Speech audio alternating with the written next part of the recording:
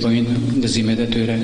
Dhe kjo vajzë fshati më ka lindur ideja që aty në Qezëm ku mbushoj dashurohet me një djalë, por pret sa gjithë njerëzit të largohen nga Qezma dhe të jetë vetëm me djalin për të shprehur ato dëshirat e njëri tjetrit, dëshirat e dashurisë, fjalët e dashurisë, fjalët e ëmbla të kësaj dashurie. Me siguri do ta gjejë njëri tjetrin. Tashti me që këtë që ashtu është që porojnë nga shpirti. Unë doja të dija, përveç shpirtit njerëzor, që rol luan natyra, vendlindja jote, Armeni, Trevllazëri, ku ke kaluar një pjesë të djalerisë, madje ke gjetur Venusën, mos gaboj. Natyra, pra që rol luan kjo natyra mrekullueshme e labërisë? Natyra në krijimtari është primare. Bile unë kam fatin që kam lindur në një fshat të mrekullueshëm dhe fshatin tim nuk do ta krahasoja me asnjë lloj vendi piktoresk në botë. Absolutisht jo. Ka një natyrë të mrekullueshme e fshati Armenit. Armeni një herë shtrihet në rrezën në kodrën e qytetës.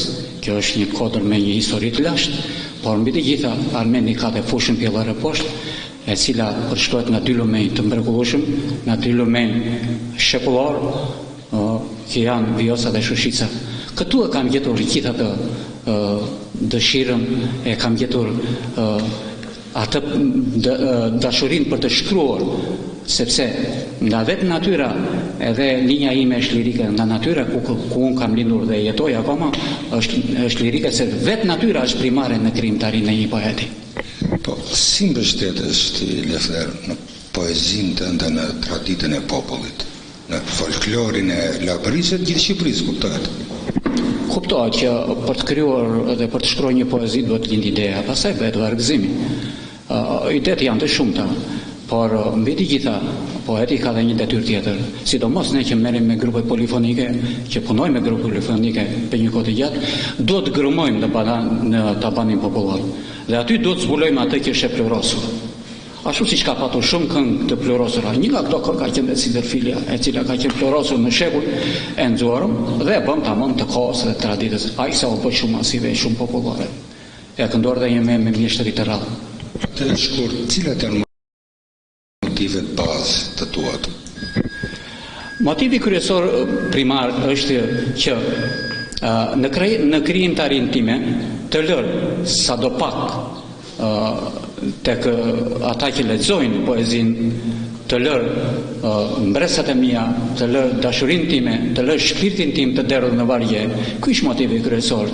Dhe pastaj motivi tjetër është këto vargje të cilat thuren me aq sakrificë, me aq dashuri dhe me aq shpirt të transmetohen tek këngëtarë dhe këta këngëtarë pastaj ti këndojnë dhe ti përçojnë tek njerëzit edhe në përbrezërgjim. Pak më parë pyetëm për këngën kushtuar televizionit Apollon. Do të ishte më interes nga ana poetike, si të shkripe që ne themi cic poetike frymëzim.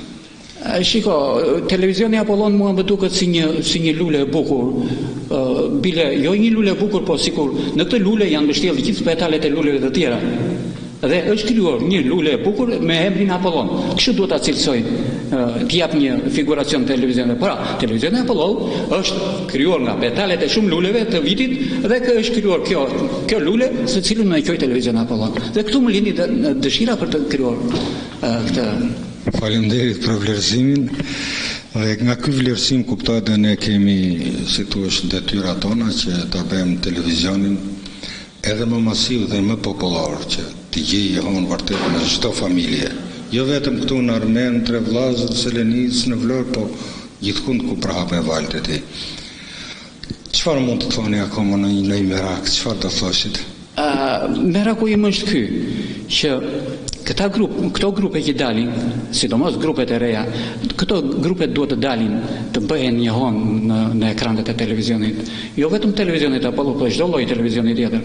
Dhe detyrë kryesore për mua, jo vetëm puna ime si krijues apo puna e krijuesve të tjerë që ka labëria apo gjithë rrethet e tjera, por mbi të gjitha dhe gazetarët, të cilët kanë një detyrë kryesore për ta shpën kamerën atje ku është kënga, atje ku buron kënga dhe për ta përçuar atë në ekranet e tyre. faleminderit për intervistën. Të uroj suksese, gjithmonë suksese në krijimtarinë tënde poetike, si autor i këngëve popullore dhe si muzikant dhe këngëtar. Si të gjithë autorët, edhe Lefteri e ka një pikë të dobët për krijimet e tij. Por e pyeta në një nga takimet tona tashmë miqësore, ai më përmendi 2 nga këngët e tij. Aman se çmë tretë mike dhe dil një nap më i kalithe. Tot vite në bache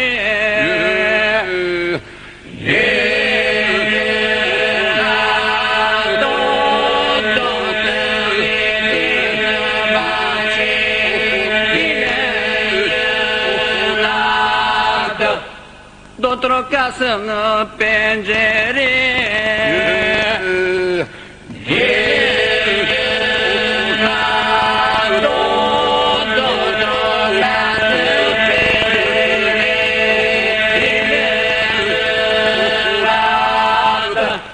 o nuk të gjëtau atje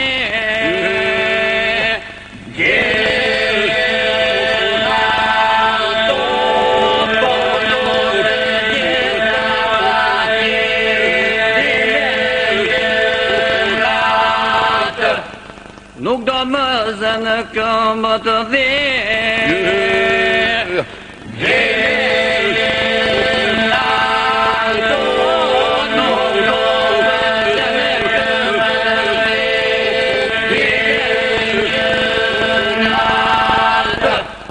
Gjeca të gjej ku je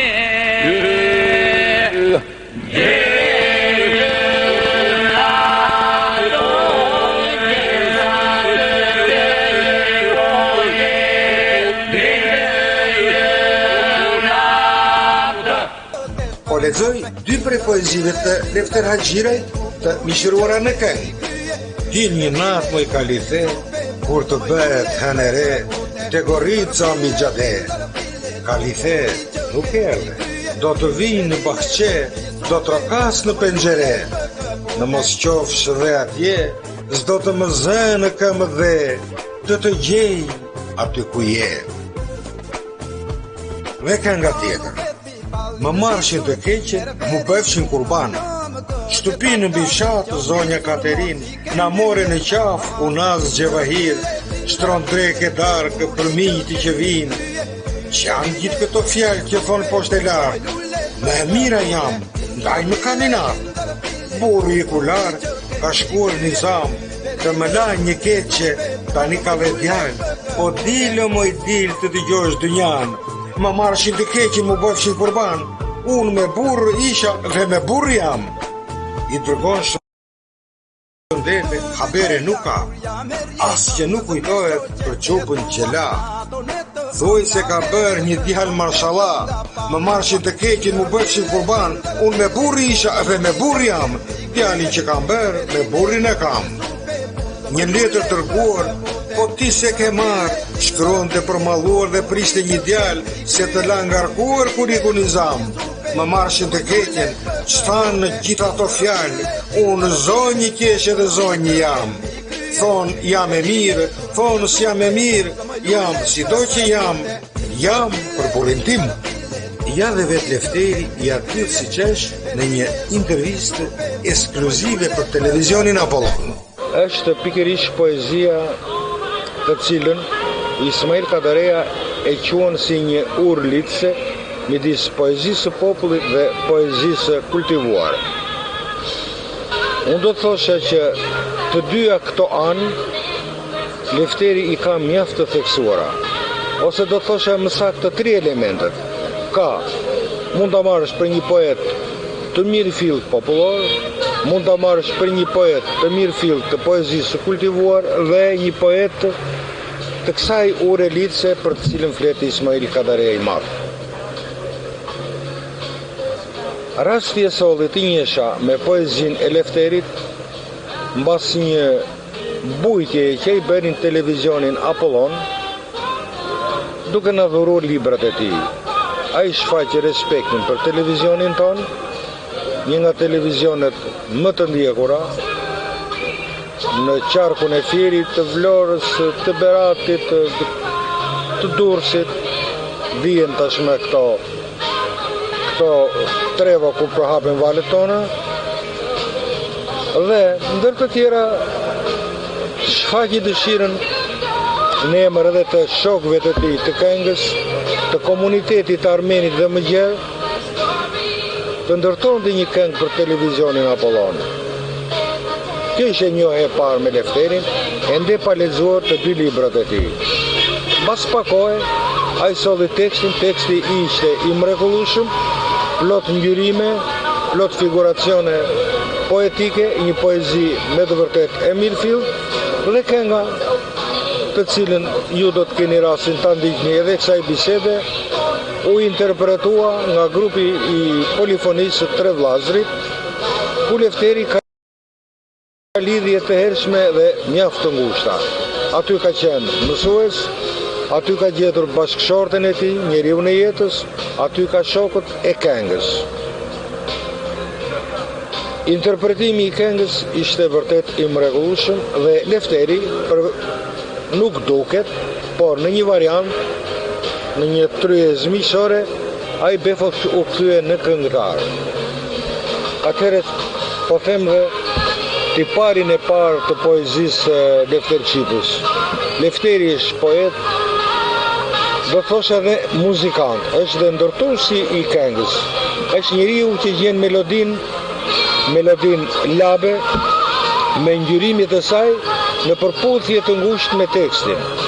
Një aliazh, një lidhje e shkëlqyer ku fjala kërkon tingullin nga ana e vet dhe tingulli kërkon fjalën nga ana e vet. Në atë kohë, ashtu siç një kompozitor i muzikës simfonike, një Mozart, një Beethoven, Tchaikovsky, kur ka tekstin e një opere, a është duke hedhur fjalën e tij